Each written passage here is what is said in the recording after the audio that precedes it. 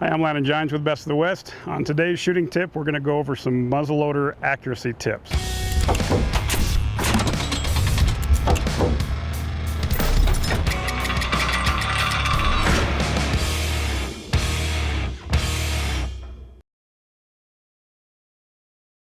So one of the common mistakes that people make in loading their muzzleloader, old school, was to pound that ball down and seat it real tight.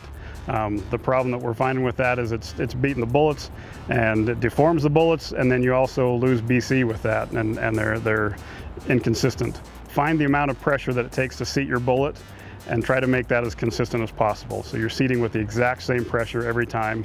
It's really not a bad idea to try to seat a bullet and then pull it and see if there's any damage to your bullet. Don't pound on it, don't tap on it, don't beat the heck out of your bullet. Just make sure you can push it all the way down, make sure it's seated against the powder, and not any more than that, because like I said, you don't want to damage the bullet.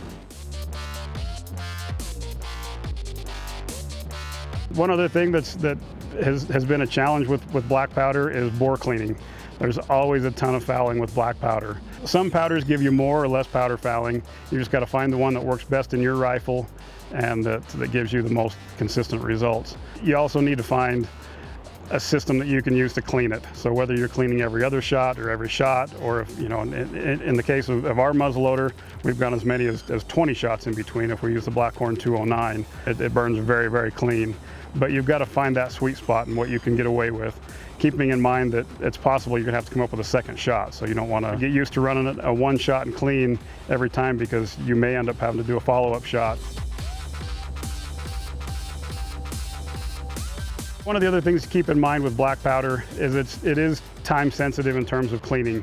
The faster you can get that stuff out of there, the easier it is to clean.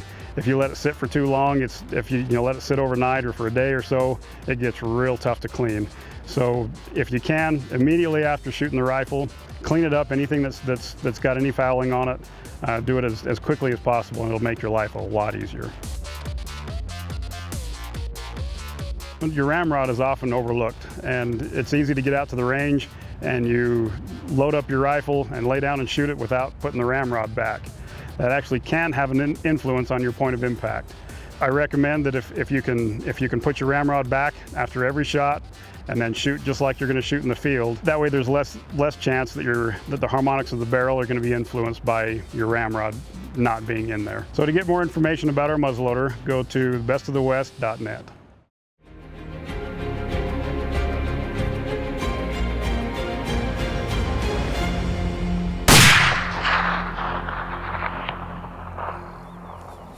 You got it. Did you pile up? We done. I saw the deer fall. Yeah.